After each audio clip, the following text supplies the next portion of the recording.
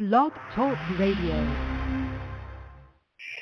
What's good, everybody? It's your homeboy, Mr. King Creed. You on another edition of the Black Service Announcement. Today, I got the music group MCE with me. How you guys doing? Peace. What's going on, brother? Nothing much, man. How y'all feeling today? Man, maintain it, man. It's a beautiful day today, man. Yeah, let's get it. And let's get it. Hold on, I got another call. Hello? Yeah, this is. What's going on? How you doing today, brother? I'm Yeah, doing I good. surely can. Doing good. Good. Nothing much, man. I thank y'all for coming on to the show. Already. Oh, wait, and we got one more caller. Hold on. Hello? Hey, what's going on, bro? What's going on with you, brother? How you doing today? I'm doing good. Heard that. So, if y'all can introduce yourselves. Yeah, so, man, this is your brother Obafemi, MCE Lele, folks call me brother OB. 1/3 of the group, MCE, MC, producer, urban gardener, educator, artist, father. Man. So, for those who may not know, explain what type of music y'all.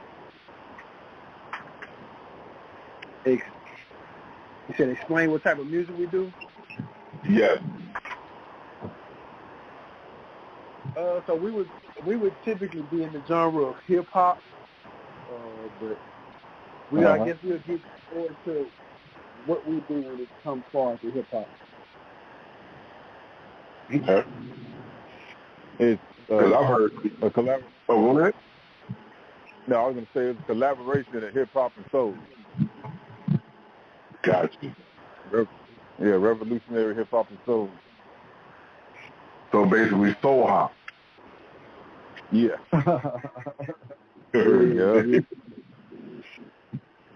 So, how did you guys meet? And well, I guess that's the first question. How did you guys meet and get into this music thing together?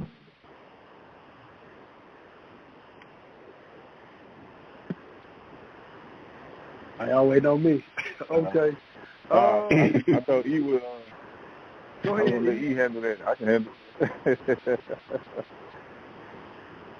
Now you go ahead and say it. Man, E is my brother-in-law, man. So me and him, when we first met, because we're married to two sisters, so we were doing music already, but on the side, we were both solo artists. So on my side, Okay.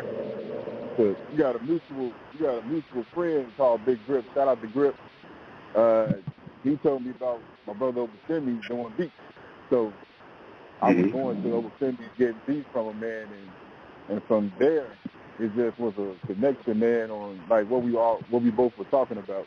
And it went from me getting beats from him to both of us collaborating on the beats. And my brother-in-law E, he does the singing, so we said, let's add that element to it as well. And just try to bring something new, man, something different, along with the message that we trying to bring across. And when you say the message that you trying to get across, what is that message that you're trying to get across? Man, that is a revolutionary black conscious message for our people. It's basically this is the theme music for those who are doing work for our people, and the theme music for those who want to find themselves a consciousness in themselves as far as black people. With that, let me ask you guys. So, has there been any, I don't want to say wow, but have y'all had like any powerful moments as a group, or any stories you can tell about, powerful moments y'all had as a group when y'all do your shows and things? Yeah, most definitely, man. Yeah. Yeah, we've had some experiences for sure. I'll speak about one particular incident, man. We and this is kind of early on. The type of music that we do, like you say, it's revolutionary, Black power, Pan-African. It's empowering for our people. And we got requested, man, to perform. We got an opportunity to perform in a church.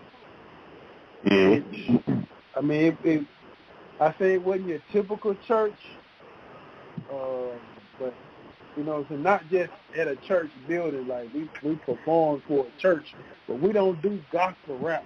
You know what I'm saying? Like that's not what we do. So I thought that was a pretty unique experience. I don't how many you would say secular rap artists gotten a chance to perform inside of a church. Like I said, we don't do gospel rap. So, yeah. If you hear some of the lyrics of our songs, like the church was, the church. Hey, I mean, but that was receptive to kind of what we were bringing, kicking down, man. So that was, that's been a highlight. I'll let them speak on something else. Man, there's been plenty of them, man. Man, I would say,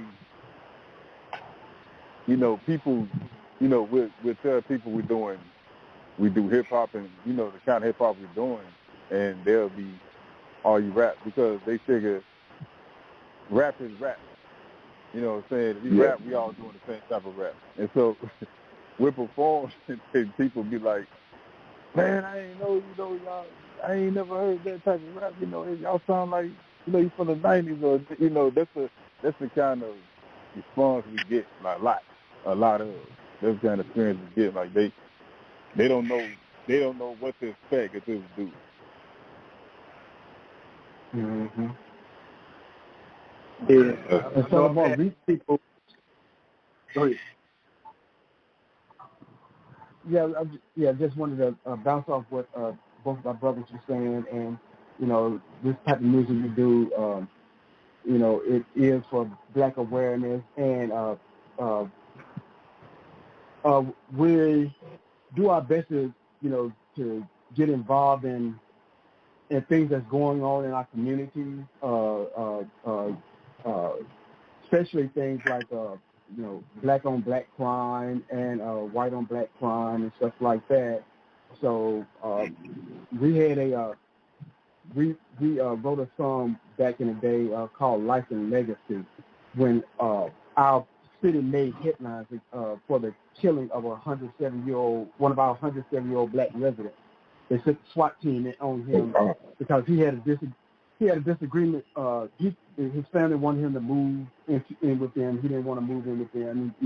He was, he was upset about that, and they called. He was armed, but he wasn't, shooting anybody or anything. But they called the police on him to disarm him, but the SWAT team ended up coming in and killing him. So we got a chance, to be activists in that through songs. And we also had a recent opportunity to perform for the Emmett Till Foundation on a song that we just recently released. But those are some highlights for us in our career. Heard that. Wow. So when it comes to things of the day, what's the biggest things that I guess bother you, and what the things that are going on in the world today? Those help with the songs that you make. No great question, man. Go ahead. I would say, man, sometimes, you know, I get frustrated with what it seems like complacency in our community and the ignorance that runs in our community. So, you know, complacency to me is just us continuing to do the same thing over and over and expecting different results or thinking we can't do nothing better or greater. And then the ignorance is, I mean, some of us is ignorance out of the programming, and some of it is just, you know, we just haven't been exposed, you know, like we should to who and what we are and what we're capable of. So those, I mean, I think those are some of the things I like to think through when I take my music into mind and heart when I'm writing. Like, you know, ignorance, you know, I'm trying to cancel out as much ignorance as possible through music in our community. Yes, sir. Right. Yeah, man. I would say, man, the amount of self-awareness, and like, I consider myself, I listen to music, I consider myself a consumer as well, but just the point of people saying, you know, we don't have the type of music we need, we don't do this and do that, and it's kind of like, you know, people, you have a choice in what you listen to and what you choose not to listen to. So I think, to me, that's one of the biggest things, man, that we don't hold ourselves accountable, you know, for our own self-awareness of what we take in, you know. That's very true. I feel sometimes, you know, we have to realize that we have, I don't want to say a sickness, but we have mental change on. You know, yeah. And some of us have to find our own way, whether it's through, you know, family or a friend or even music. Because I know a lot of people who, you know, who change their life just off of hearing a song, just, you know, off of their favorite artist, you know, talking about what they've been through. Yeah. And I know a lot of times we talk about the problem. What do you deem when it comes to changing the narrative? What do you feel is the solution? Because I feel like we always conversate about what the problem is. You know, we know that racism. We know that, you know, there's, you know, white on black crime. We also know that there's black on black crime, and things of that sort. So I guess again the question is, you know, what becomes our solution?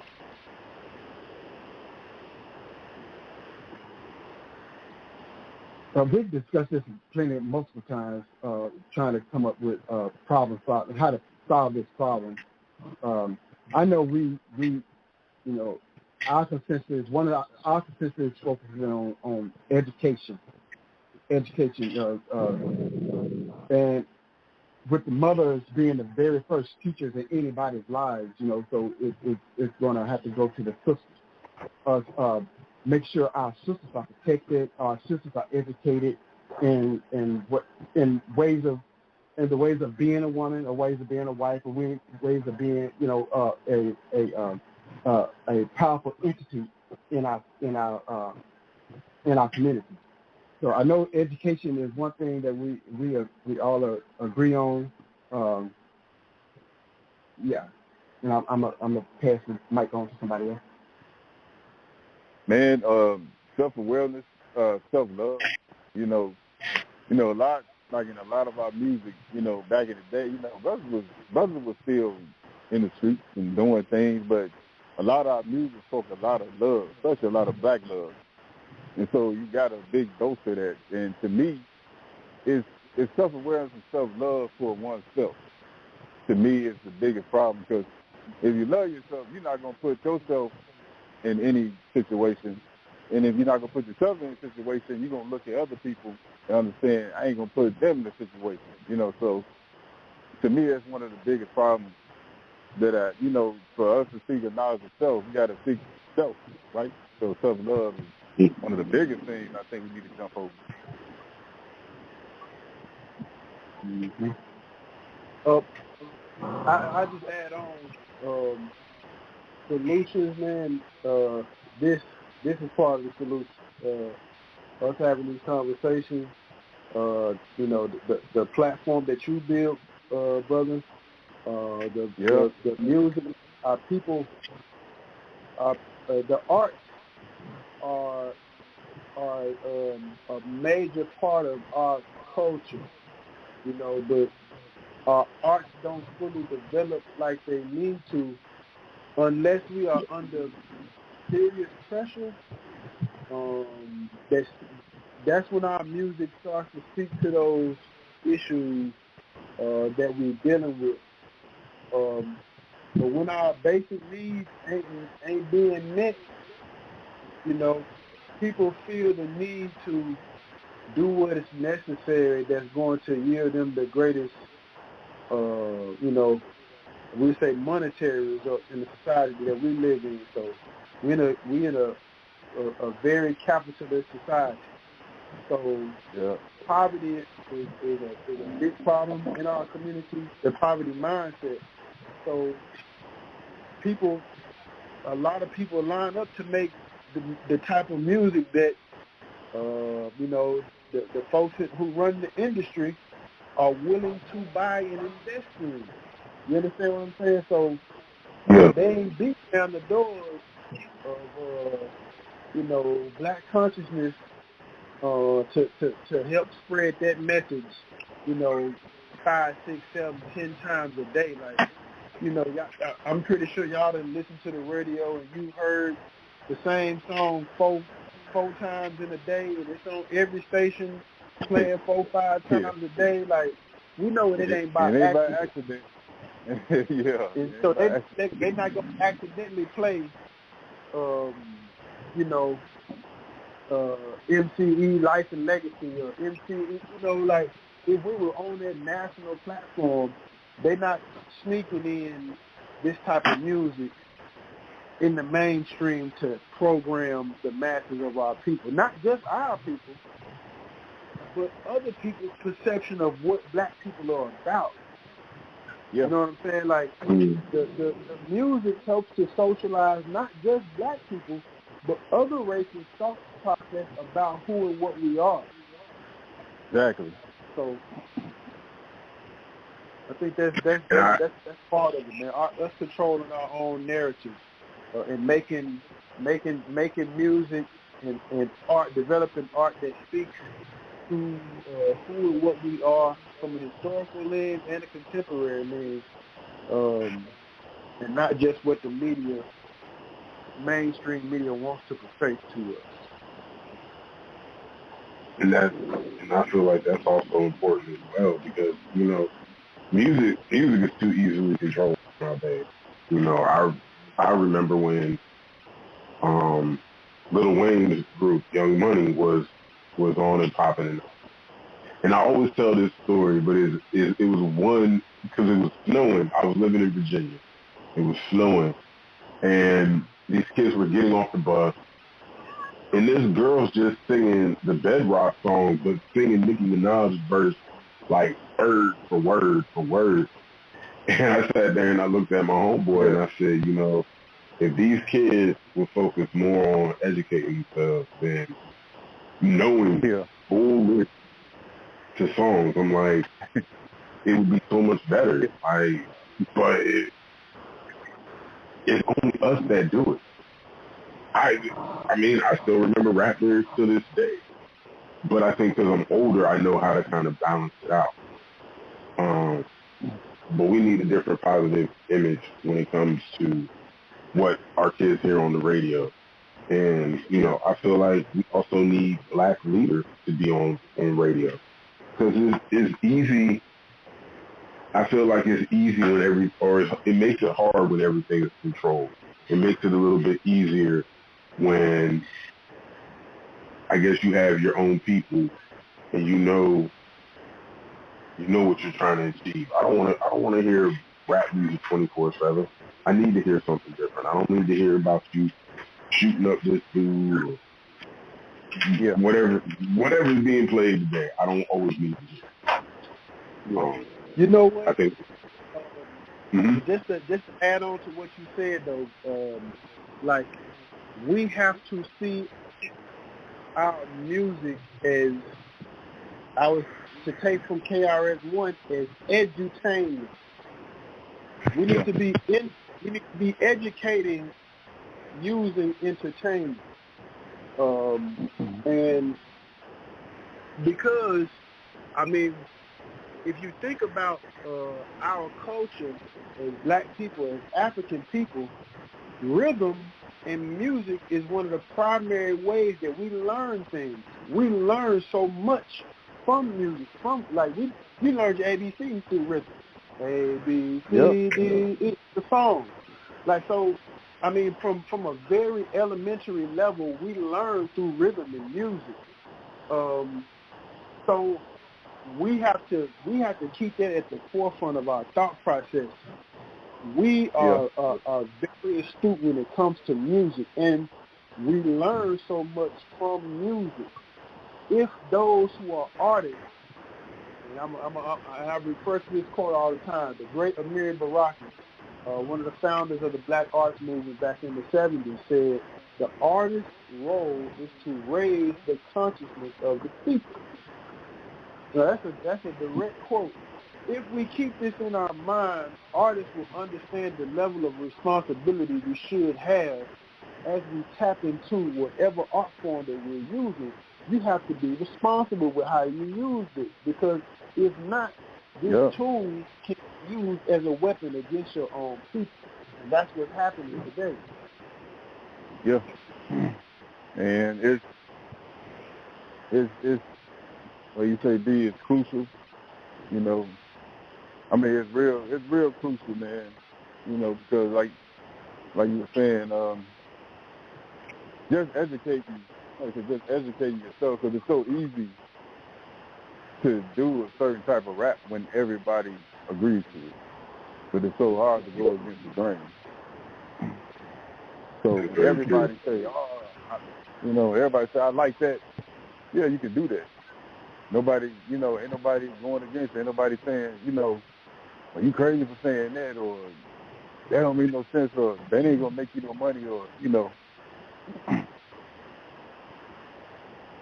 I feel like it's a little bit more genuine when you're not, the idea of money is for living, but you're doing it for a bigger cause. I feel like that music is a little bit more important. But not only just important, you can tell that somebody's doing it for the love of doing it, not for the monetary gain, monetizing gain.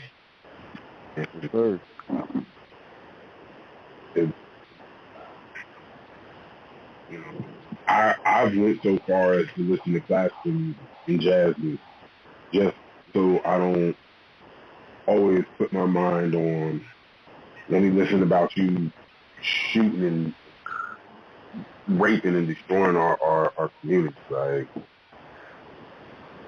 I think different music makes for a better generation, and being cultured to different music, not just feeling like rap music should be the only thing that we consume.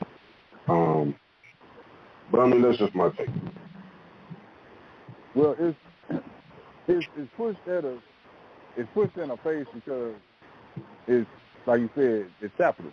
Now at one point, we said this before, like at one point, man, MC Hammer was on commercials and they were like, he's a sellout. You know what I'm saying? He ain't no real rapper. He's just an entertainer. But now it's like every other day you see a rapper on a commercial. So now since they can make money off of it, it's being pushed every day. Every day the machine is pushing it. And so that's what you're getting, but you're only getting a small percentage of what hip-hop is. Because hip-hop ain't just rap. It's the fashion. It's the dancing music. But it's also the message that came with hip-hop. And one of the first successful songs that came out was called The Message. So, once they can, which is going to be hard to get away from that monetary part of it, you can see what hip hop does. We definitely see it even at this stage now. We definitely see the power that it has. you know, everybody wants a piece of it. Everybody wants to be a part of it, you know.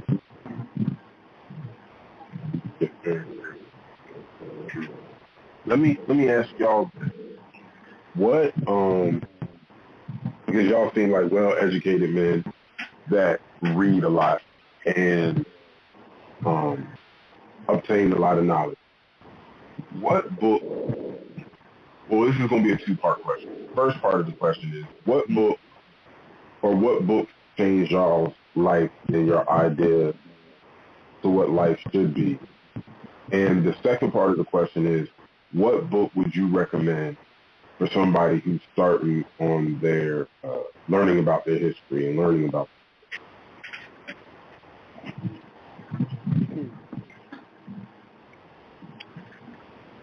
What is that? Okay.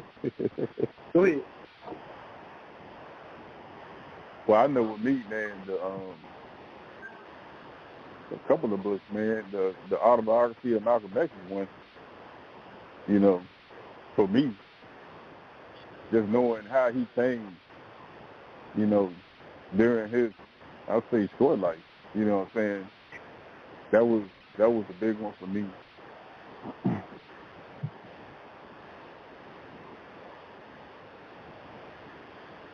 I had a couple of one. I had a one called The Valley of the Dry Bones by what's his name? Rudolph Windsor.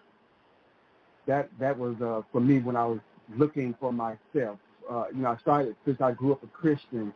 I was never taught that I was in the Bible, except for with any reference to a slave. Yeah. But when I started looking for my own identity in the Bible, the Valley of the Dry Bones helped me start to identify some of these people who are actually African in nature. I mean, that was the book for me to start me on my journey, and I would recommend that for any Christian who wants to get beyond the pale of thinking that they are just the Gentiles or that they are not God's. That the state of Israel, those people over there in the state of Israel, that those are the God's people. For anybody black that wants to get out of that, that was the one for me that started me on my journey, and it just like a domino effect after that. It's book after book, just until I got from the esoteric to the esoteric,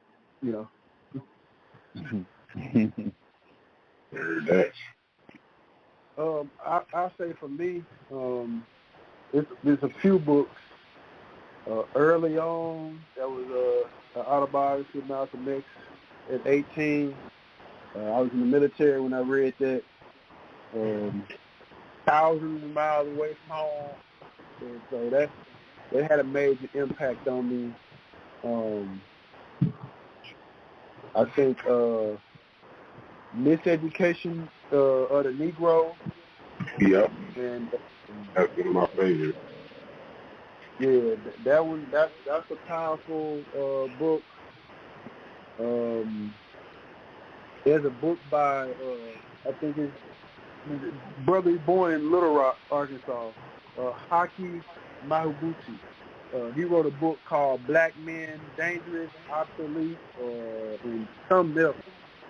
But that book really opened my eyes as far as being a black man in America and just the outlook on life and things I've been through, my thought process. Those three books. I have to throw in African Holistic Health because that book really helped me actually make physical changes from diet to just a number of things, man. African Holistic Health became like my Bible. I use a lot of stuff in that book, man. Yeah. So, as far as history goes, those books I would recommend, I would recommend Now Valley Contributions to Civilization by Anthony Browder. Yeah, that's a good book. Stolen Legacy by George D.M. James. Yeah. And it's a little heavier read, but The Destruction of Black Civilization by Chancellor Williams. I got that book too. Yeah. Those three were help. Yeah. Go ahead, bro. It was also a book. No, it was also a book I read, and it was let me know that the media fabricates and this world perpetrates things, and it was called The Chariots of the Gods. That was another book that I read, man. Kind of went in detail on a lot of stuff that they claimed is history that was made up. Yeah, buddy. See, and the reason why I asked that question is because even for me, I've always been drawn to, or should I say, prone to listening to older people and people that have a little bit more experience. Because I feel like if you've been, due to my age, I feel like if you've lived a little bit longer than I have, you know something. And you can share that knowledge with me. It maybe keep me away from that or knowing how to identify. So that's one of the reasons why I asked. Because I'm always intrigued to know, what books, you've read that's changed your life, or what book have you, dived into that helped you with your history. One of you guys brought up the point of holistic, holistic health? Yeah. Mm-hmm.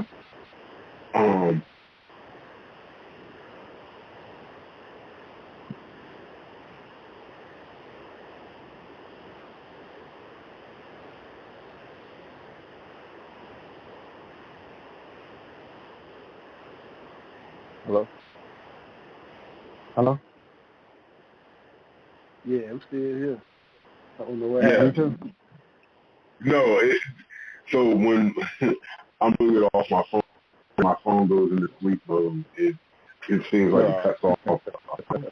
So what's it called? But what I was asking was, I was asking whether y'all, practice health and what benefits have y'all seen personally for yourself if y'all do follow the practice.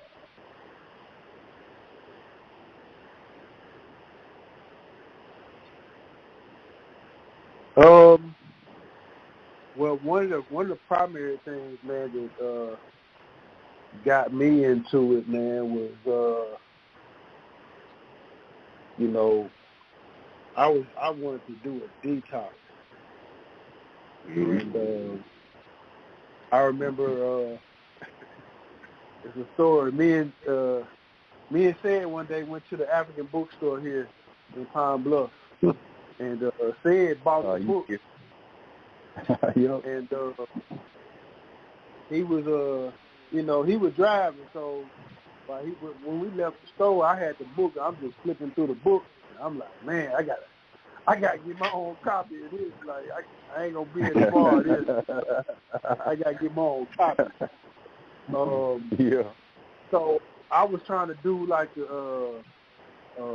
cleanse my liver and kidneys, man, from a lot of drinking and all of that, man. So I was reading in the book, and the book said, hey, dandelion root is good for your kidneys and liver and that stuff type of stuff. I'm like, cool. I'm just gonna go to the store and go buy what it says. So I went to the little health food spot and went over there by the teas, man. And when I saw it, it looked like, I said, man, that looked like a little plant I used to blow. When I was a child, blow the little seeds and stuff like that. Like, I'm like, man, that's it. And it cost me $10. I said, you know what? I'll never buy this again, man. I know how to identify this. Like, I remember this from a child. Yeah. So,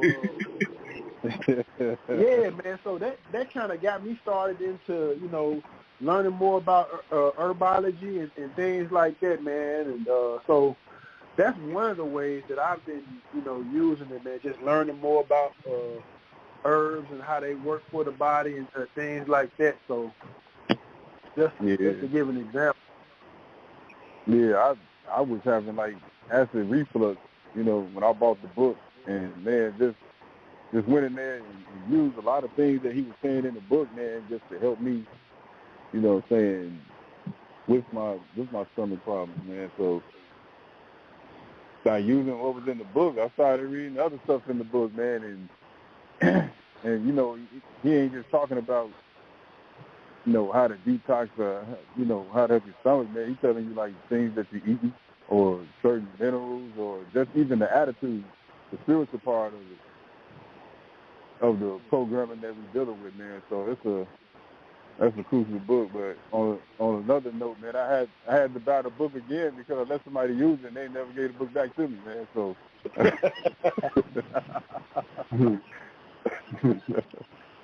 It was some powerful stuff, man.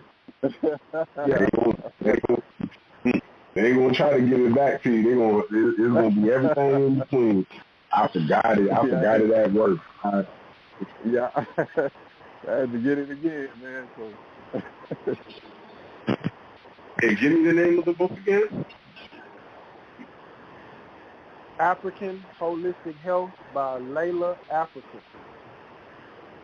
Gotcha. He's an ancestor now. I think he transitioned maybe 3 or 4 years ago. Yeah, something like that. I think it's 3 years ago. Yeah, because I remember seeing different videos with him. You know, he's always talking about eating.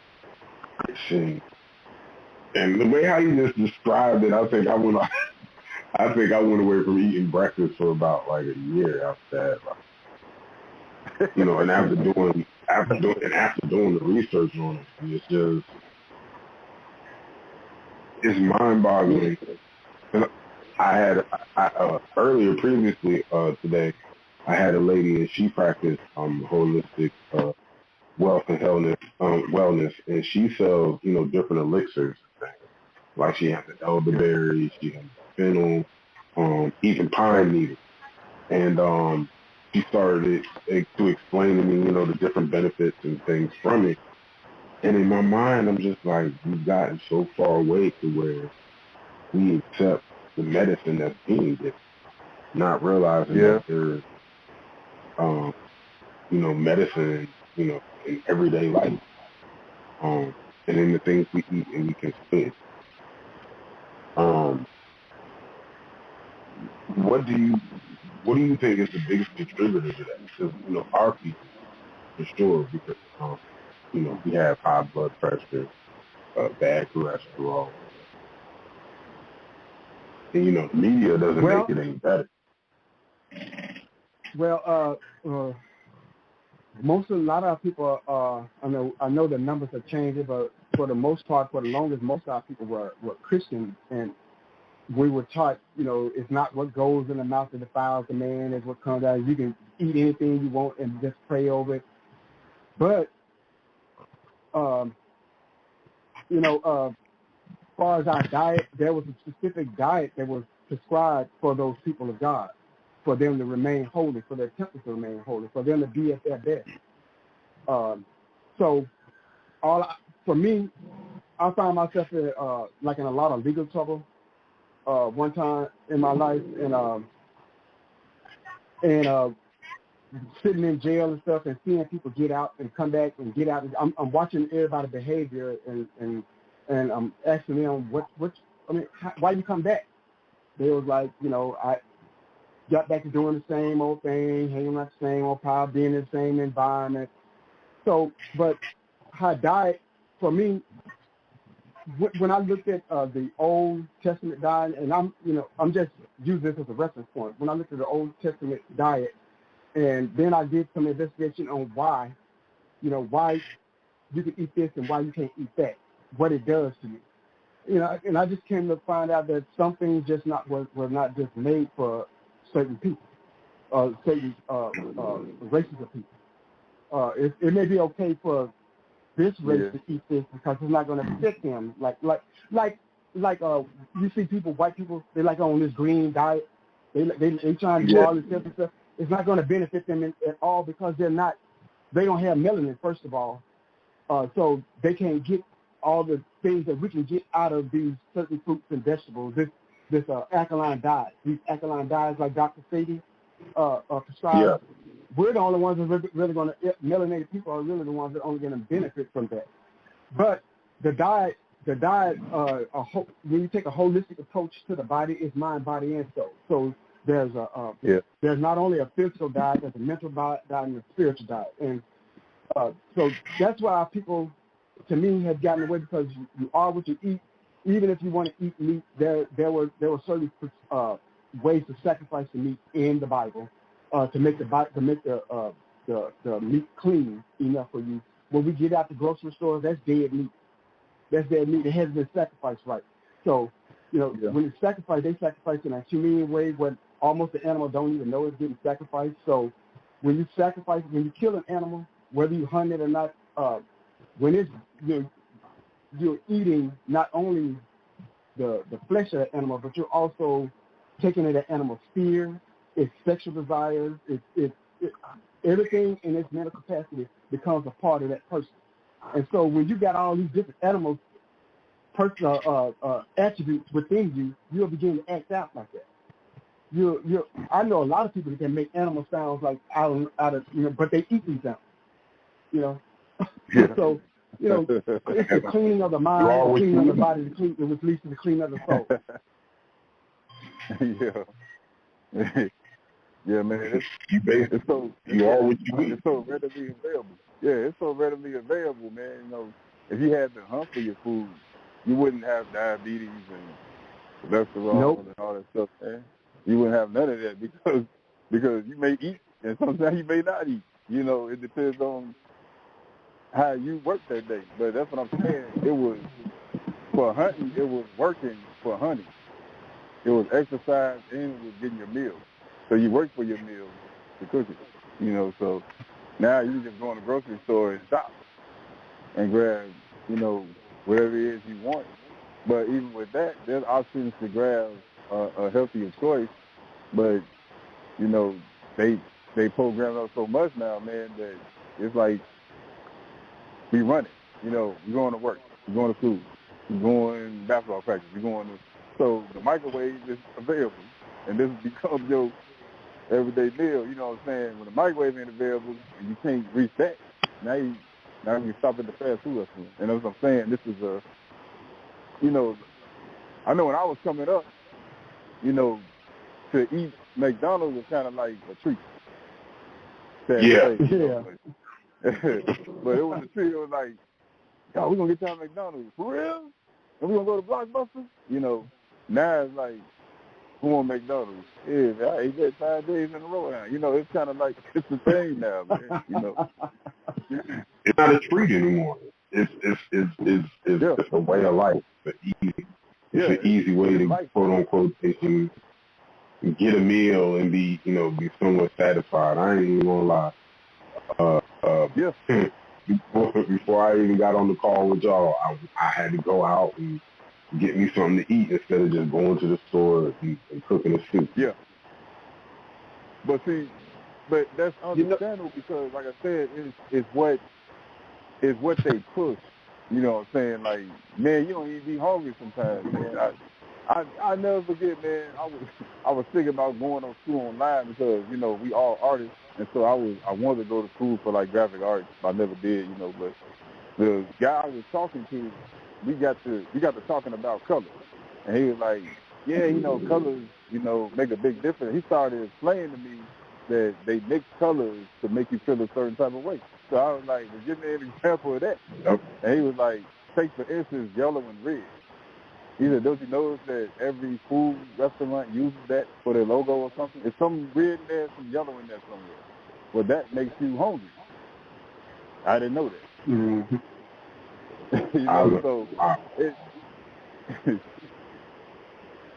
Yeah, that's a reason why hospitals are white and have these drab colors. That's the reason why the courthouse, the jails and stuff are certain color schemes. The nursing homes are certain color schemes. Yeah. Why Lowe's and Walmart got the same color scheme. Yep. Right. one thing I'll add as far as like why the situation is with us with the food, how it is, our people suffer trauma that's been passed down through genetics from slavery. And what we had to do during slavery was primarily agricultural. Now, we have been an agricultural people for a very long time. So there's trauma in our genetics when it comes to agriculture now. And so a lot of so many of our people is like, man, I don't want to touch another shovel or hoe. I don't want to be in the fields. Like, there's other types of work that I can do, or I would rather do than that. And so we kind of forfeited being able to control our own food. I talked to one of the elders here in where I live. He said, as late as the 40s and 50s for sure. He said, man, every home had a garden. That was just the norm. Like every home had a garden. It wasn't no question if you was gonna grow something. What you was gonna grow, that was the question. Every home had a garden. That was just a customary way that people lived. Now, they're too far in between. So, we kind of, as society has changed, we kind of forfeited that to do other jobs. And so now our food is controlled by people who don't care. They're driven by profit. So whatever they can do to put into the food to stretch the natural resource, they're going to do. If it means poisoning you in the process, that's what it is. You know what I'm saying? So it's strictly profit driven. 40% of the food that's produced in this country ends up in the trash, but we got people who go without eating every day. You know what I'm saying? So there's something systematically wrong with our food system. And I feel like it's just over here. I feel like it's just a United States thing because, I've seen different posts on IG and on TikTok and through different researching. They don't use the same ingredients as you guys with all the different mystery names. And I feel like we've gotten so far away from actual being natural, just using natural things. Or not natural things, but eating, catching our food, catching our fish if necessary, hunting.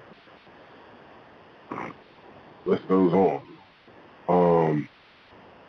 So let me ask, how important do y'all feel farming is for yourself today? Like, do you feel like that's something, like let's say y'all were to have a community garden, would y'all be pushing the narrative of maybe have, other people having gardens in their, at their homes and things of that nature? Yeah, we do have a community garden, man. Okay. It's called a GSC community garden, man. And how many lots you got, bro? Is it 3 lots? Yeah, 3. Mm-hmm. Yeah.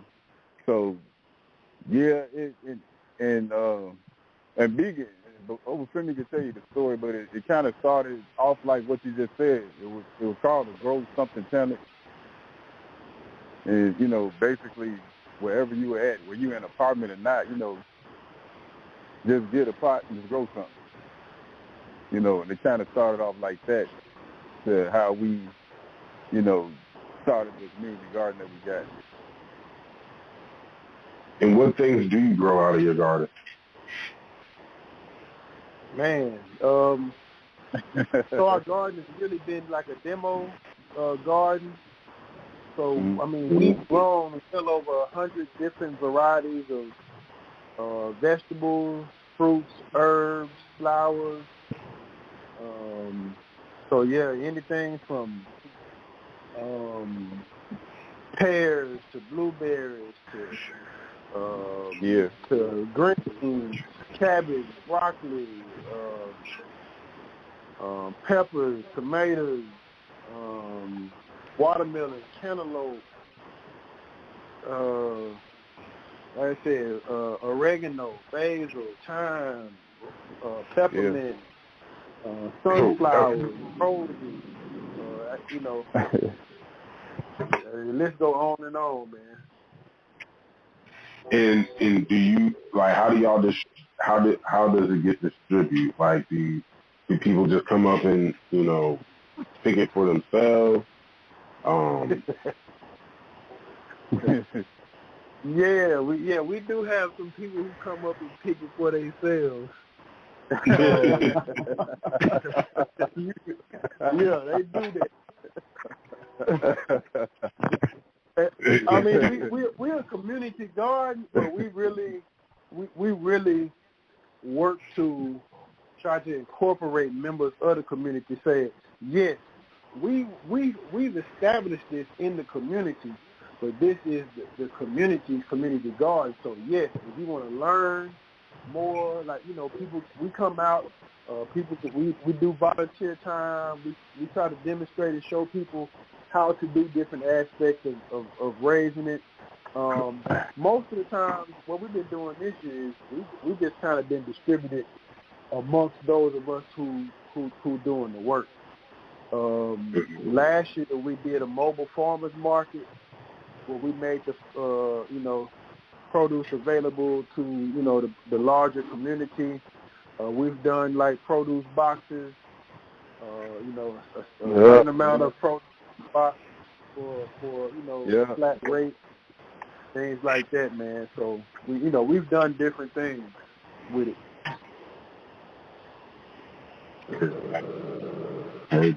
And how many people do you feel you think your community garden feeds? Like within the parameters of where it's at? Oh man, so we've been in operation since 2017. Oh wow! So I know we've probably touched, I would say, at least 500 people, man. Within that time, maybe more. So we own residential lots, so we probably combined ain't on an acre. But with the space that we do got, man, just learning and using what we got, like we really work to be sustainable. And when I say sustainable, use what we got, waste nothing. We compost. We take the leaf, we take the fallen leaves. We take the cut grass. We take people's fruit and vegetable scraps. Paper shreds from offices, coffee grounds, tea bags. So we use all of that to make compost.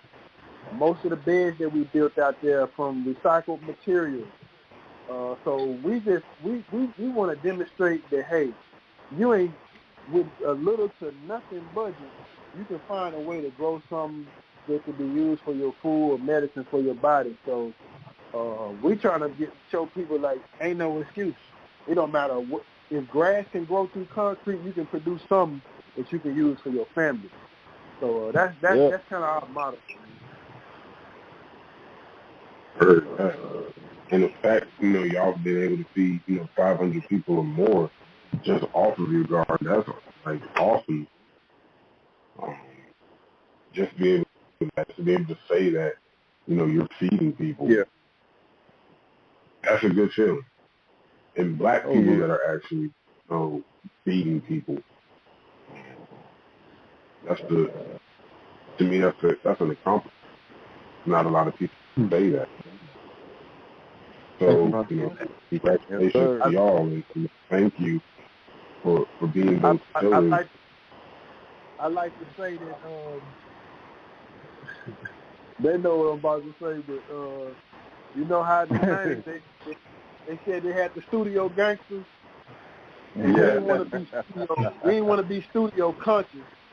We want to actually be on the ground in the community for real. Like we ain't just talking some positivity and kind of live any type of way. Like we really in the community. We really do work in the community for our families, you know, and for the larger black community, man.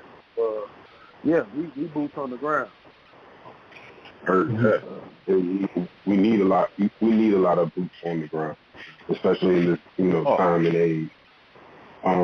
Let me ask this question: do y'all have any if you are, do y'all have any self-defense classes that y'all are looking to have people teach? If you don't already have it in the works already, I do believe that we should be also taught how to defend ourselves. And also taught, to know the law. There's things that I have to learn every day from somebody else that's either went through it or gone through it.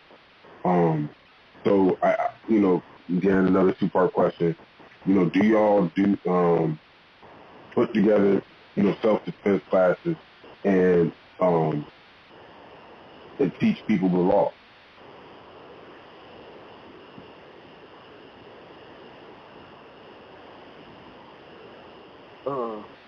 So I'll take the question. As of right now, we haven't collectively done self-defense classes. I know we've had conversations like all of us are fathers.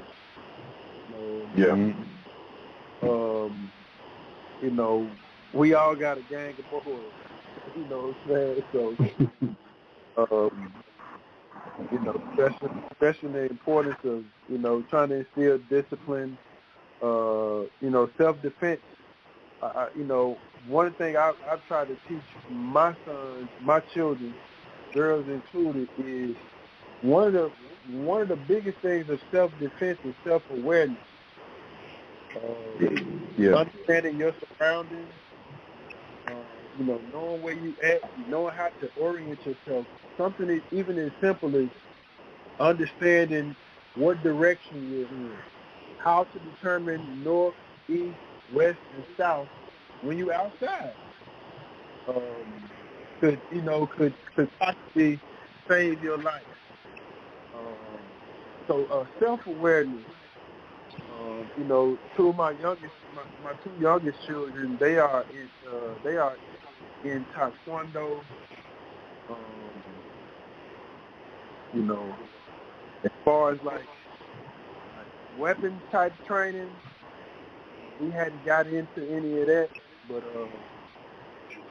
years ago we kind of started off doing like, I would say, survival prepping. Prepping for like emergency preparedness and those type of things, first aid kits, those type of things. So we've done some work as it pertains to that. Yeah, we also had us as all the group of brothers and a couple more brothers, man, work out together. We were doing that, at one point. So those are things we definitely, really took consideration. But yeah, self-defense is very important. I'm over the past year or so, I've taken, self-defense classes and different things. I know with me, my biggest thing is with, like you said, self-awareness is that every day I'm doing something to keep me aware. When I'm, I just had, knee surgery, so in the mornings I've been trying to jog and just get my body conditioned to run once again. What I'm saying? Once I know my knee heals up. So, that's really the biggest thing. Like you said, just self-awareness, man, and like even with the workouts, man. 9 times out of 10 is whatever we doing. We include our sons and our children involved in it too. So if I'm working out, I have them working out for me as well. Yeah, that's a beautiful thing when you get the whole family to work out with Oh yeah. But you know, the children, man, I tell them, man, you know, they ain't got no choice. Oh Lord. Nah, I think it's important to keep the kids healthy. I feel like it's important to, you know, get them. I don't want to say ready because I don't feel you got to get them ready for anything. But you know, keep yourself in shape because I think you know even with this diet, even if you know you're doing a holistic diet, even if you're doing like an alkaline diet, I feel like the exercise kind of complements that as well. And, you know, it helps. It helps what you're putting in the inside, help you more efficiently on the outside. Yeah. So that's. I agree, man. And I say this too, man. And I try to tell myself this, man. You know, I try not to call it working out, you know, or exercise because, you know, then it sounds like a chore, like it's something I'm making myself do. When it should be something that comes natural, you know. When we were children, man, we used to run all the time. We used to do stuff all the time that, you know, now we try to make ourselves get up and do. You know, so. Let me, and it's funny you said, you know, back in the day. How do you feel like technology has, how do you think that technology has affected today's youth, just as a whole? Because I remember times when you could sit in the house. You know, I was raised by my grandma, so my grandma, she was okay with me, you know, watching TV, especially if I had good grades in school and stuff. But after a point in time, like maybe after 30 minutes after that, it was, you need to go outside and touch some grass. You need to go outside and do this. You need to go outside and do that. And, you know, now I regret not going outside and touching the grass a little more often. Like, so, you know, especially knowing what I know now, you know, about being in the sun and, you know, meditating and you know, by free, you know, things of that nature. Because I'm too busy on my technology. I'm too busy, you know, making sure radio station runs the same way, stuff like that. So I guess all in all, again, how do y'all feel that technology has changed the youth of today, and especially the black youth of today? Man, I'm 44, so you know we had TV, of course, you know, Nintendo, Sega Genesis, you know, we had that, but you know I would prefer to be on the basketball court than playing the video game system. You know, that was what I preferred. You know, and it used to be a time that used to be every course you drive past it was full. People was out there playing ball, and now it's kind of like you don't see none of that. Hell, have the course don't even have rims on it no more, man. But I'm only saying that to say, to me, man, technology. We didn't have cell phones, man. You know what I'm saying, back then. Hell, we didn't even have a computer in my house. So to go from not having a cell phone and a computer to you have a phone that is a computer, that's a big thing to fathom, man, because like my children, they gonna come in contact with a whole lot of stuff they mind not ready to see. You know, I seen where one of the guys who helped create TikTok was saying he don't even let his children even look at TikTok. But he got no problem putting it out there for, you know, but we can't blame him for creating TikTok. We got to blame ourselves if we allow them to be consumed by the TikTok and the technology that they're putting out, because I know we were talking the other day when we were saying, like, you know, violence. It's like, man, you know, you get video game violence and, you know, movie violence. Now it's kind of like if somebody gets shot or somebody jump off a rooftop, they got a video for it, and the whole world can see this. And it's kind of like, we immune to it. That's what this technology has done. It's given us this reality TV that we enamored with every single day, But I know on the other end of that, the technology can also be used for good as well. It can also be used to benefit us as well. But to me, once again, it comes down to a self-awareness. Even with adults, you know what I'm saying? We don't use the technology the way it should be used either, That's my take on it. That's true.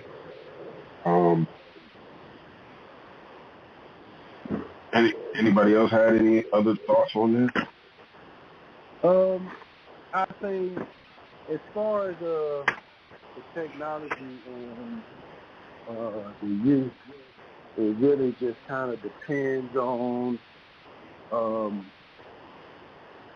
I don't want to say control, but how we utilize the technology to our advantage. Like it's like at one point in time, automobiles was looked at as the funny new technology. You know what I'm saying? Like, people was riding horses. The automobile came around, and some folks were probably looking at that automobile like, "What, man? What is this? You know what, man? I don't trust that." Yada yada yada. Now fast forward today, are there people who still know how to ride some horses? Yeah, but ain't too many people making trips from Arkansas to South Carolina on horseback. You know what I'm saying? Like, and I say that to say, like, sometimes in our community we look at technology as, especially because we may not be in control of that technology. So we saying, "Oh man, they finna do us like this, or they finna do us like this." But I say, we have to find ways to utilize the technology as well as be, we have to get in STEM to help create technologies that work into our advantage. But we have to learn how to use the technology to support our needs, to help us solve our problems, in whatever shape, form that looks like. So we have to encourage our youth to be part of STEM, because the technology, the hammer was new technology. The screwdriver was new technology. You know what I'm saying? It's still here today.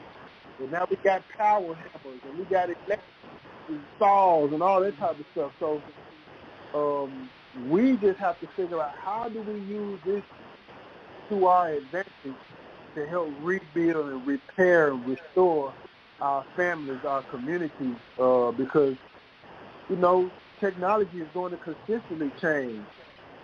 We just have to get on in the game of continuing to develop, invent, create, build, grow. Like our children, I would say,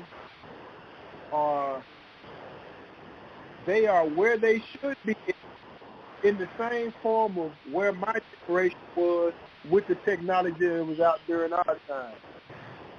You know what I'm saying? Like, the older people said we watch too much TV. They said y'all always listening to you in front of the VCR, the CDs.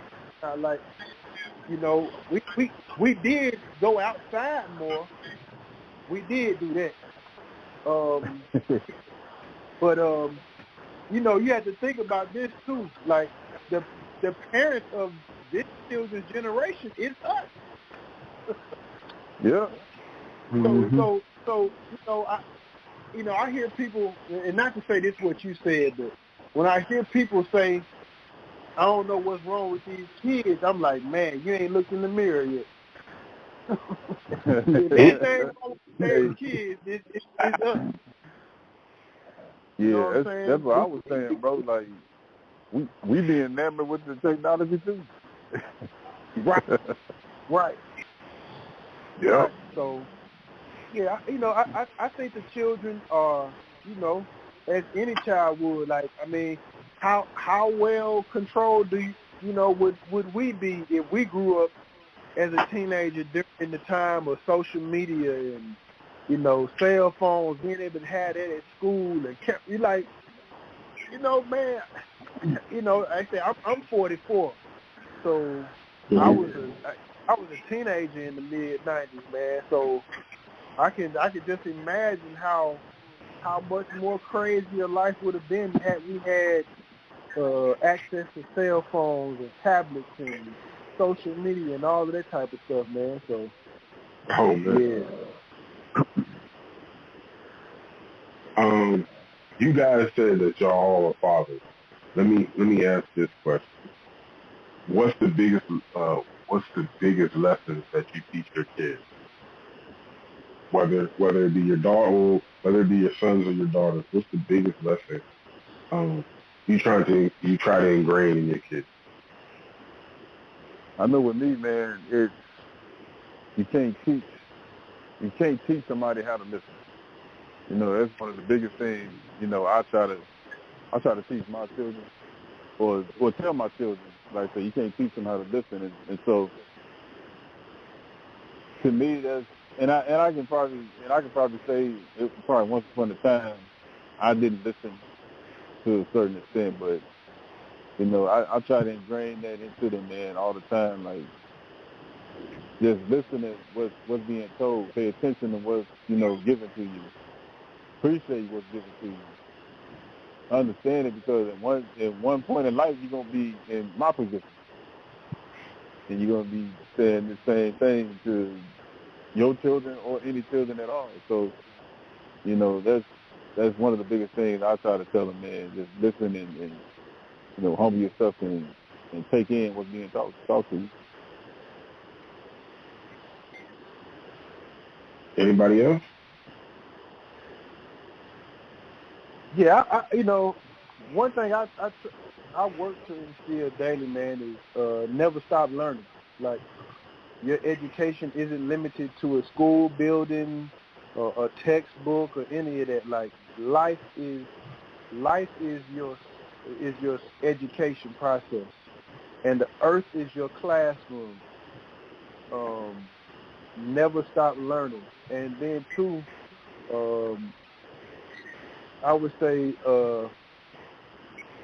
it's being thankful, man. Being appreciative, learning how to demonstrate what love is. Like, love is an action word. It's we hear that word very early. You tell your child you love them, but they learn to say it. But how do you demonstrate the actions that support me saying I love you? What does I love you look like? You know what I'm saying? So I try to teach mine that love has to be demonstrated. It ain't just a bunch of lip service. You have to show and prove that you love someone, and that's boy-girl relationship, mother-father, husband and wife, siblings, extended family. Like, love has to be demonstrated. So yeah, those two, never stop learning and how you have to demonstrate what love is to show it. No, really. Well, with me, I mostly I just try to teach my something Cindy said earlier, is to be mindful. Not only of their surroundings, but be mindful of the things that they do, things they see, and how they treat people. And I try to teach them about karma. That what goes around comes around. It may not get you now, but it's going to come back around. And if you find yourself in one of those situations where you got something coming back to you, you need to try to offset that with doing some good, doing some righteousness to try to offset it. So when it do come, it won't hit you as hard, you know. But yeah, for me, my children, my boys, I mostly try to tell them, you know, to be mindful of what they're doing, be mindful of the things they say, and that, you know, that I teach them about karma, about how things can come back on you, and some of the forms that those returns coming. Mm-hmm. I think those are important, you know, lessons, all of them. You know, you can't teach nobody how to live. And I think my father tried to, you know, I didn't know when I was young he was saying it, but as I grew older and, you know, the constant reminder of his things, I start understanding it. So wow, that's, you know, it's funny to hear, you know, the same teachings your father taught you, or, you know, for me at least, what my father tried to teach me, those are the things that, you know, other people try to instill in their kids. So that's kind of I guess a good way of me, you know, looking at it and just understanding it that much more. So we only have a few more minutes, fellas. Let me go ahead and ask, is there any, you know, new projects y'all are working on? Any new music that y'all are working on that you would like to tell the fans about?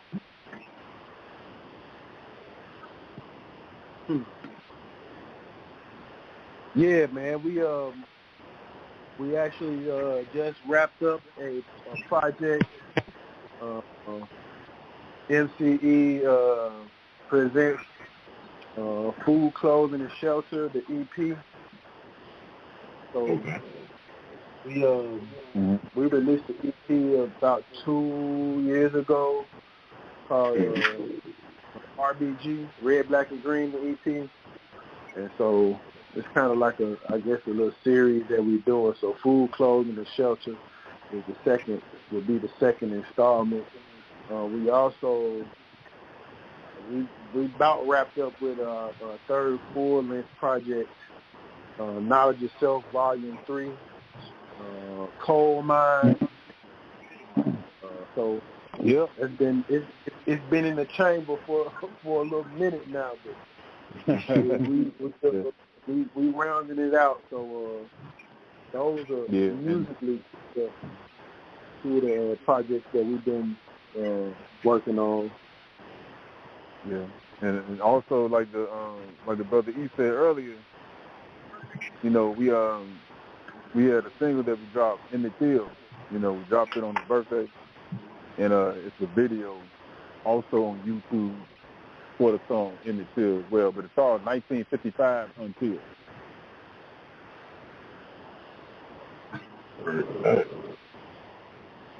Yeah. Is there anything else you would like to tell these good people about yourselves? Anything that y'all, you know, just any closing remarks that y'all would like to? Man, yeah, you know, just again, man, you know, we seriously do our music. We take this art serious. I mean, we have fun doing what we do. So don't get, you know, some folks be like, man, I don't want to hear a whole bunch of serious stuff. Like, bro, we like to laugh, we joke, we have fun, we enjoy what we do. You know what I'm saying? Yeah. You know, we ain't just, you know, we ain't just angry at the world all day long. Like, you know, like we family men, we got wives, we got children. You know, I got a grand on the way that'll be here in November, man. So I'm about to be a grandfather. So yeah, man, we already are grandparents. We already grandfathers. Yes, I mean, so I'm saying that to say, man, like, you know, we enjoy what we do, and what we enjoy doing is for the benefit of our people. Like, that's why we're doing it. Like, we're not driven totally by money. You know what I'm saying? That's not to say we don't want to get paid, or we don't feel that we shouldn't be compensated for the work that we do. But hey, if we can reach the brother or sister that really need, man, when I hear a teenager, that's what matters. Yeah. Yeah. When I hear 13, 14-year-olds tell me that they like what we do, they like this song, they like this song from us, they say, oh, that's fire, like that means something to me. Like like I said, I'm 44, so to hear that from a 13, 14-year-old, like I didn't say something that resonated with you, like that's amazing to me, man. So that's a win, bro. And most definitely is a win, man. And thanking you, brother, for allowing us to be on this platform. There's always, we saying, how do we change the narrative? This is it. You know what I'm saying? This is it, man. So once again, thanking you for allowing us on here, man. No, the pleasure and the honor was all mine, man. I feel like, the more I have, people like you guys on my show, just talking and kicking knowledge, I feel like the better the world will be. Yes, sir. I feel like it's very important to have people, and people of younger and older stature, and to be able to just understand each other, find some type of balance of understanding. I find that very important. Yeah. Especially in today's society, and also just in the state of hip hop and where it's at. I feel like it's very oversaturated with sexual lyrics. Just talking about a whole bunch of stuff that, if we can all be fair with each other, like is garbage. Like, don't get me wrong, I still listen to certain songs, and certain artists, but at the same time, it has to move me away. It has to put a certain feeling in me other than just the beat. And, you have the skills. Like the art, like you said, it's the art. You're doing something art form. So, you should do it to the best of your ability, and to also be able to capture somebody and to change them. I feel like that's what music is supposed to do. To a degree, is change you and try to make you better if it can. So I want to tell y'all, thank y'all for making, positive spoken music, but music that, one day go down in the history.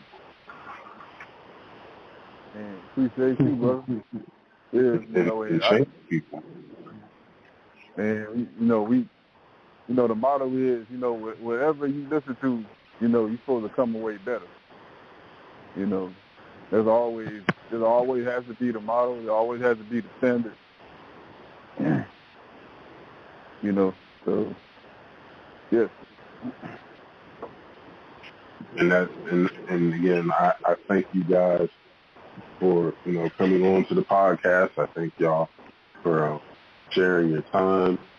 If y'all don't mind, give me y'all's Instagram where they can find you at, whether individually or together. So give them all of your social media links and all that. Man, you can catch MCE on all streaming platforms, on YouTube, Instagram, Facebook at MCE SOLMUZIK.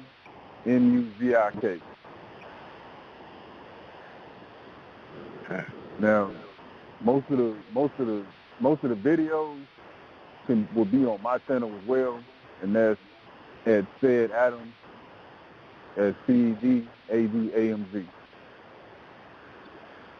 And that'll be Instagram for me and YouTube.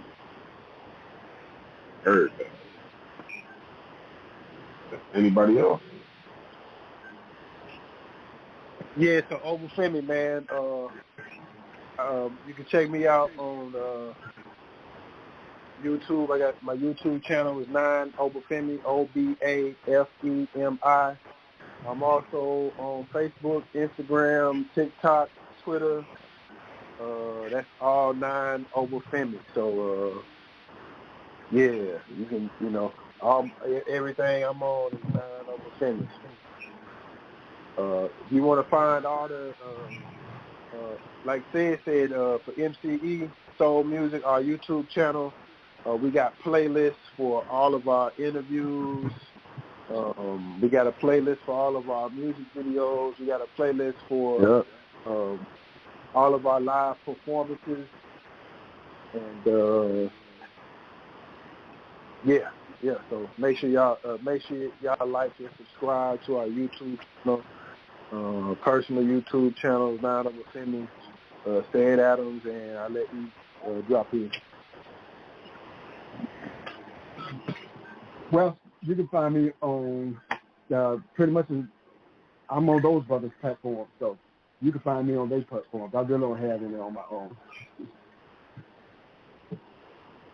Gotcha. Well, once again, fellas, I thank y'all for y'all time, for y'all to, let me have this experience with y'all. I will be making sure that I play y'all on my station every chance that I get, and hopefully get y'all back on the show at a later date. Yes, sir. I just really, really appreciate you guys. Again, really appreciate y'all's time to come on my show and to even consider to be on my show. I really do appreciate it. Hey, man, appreciate you, brother. Iron sharpens iron, brother. Man, we appreciate you, bro. Appreciate it. Well, until the next time, good people, this has been your homeboy, Mr. King Creed, and your guest, MCE. Please check them out on their streaming platforms. And until the next time, take care of each other and take care of yourself, most importantly. This has been another Black Service announcement. Y'all have a great day. Peace. Peace.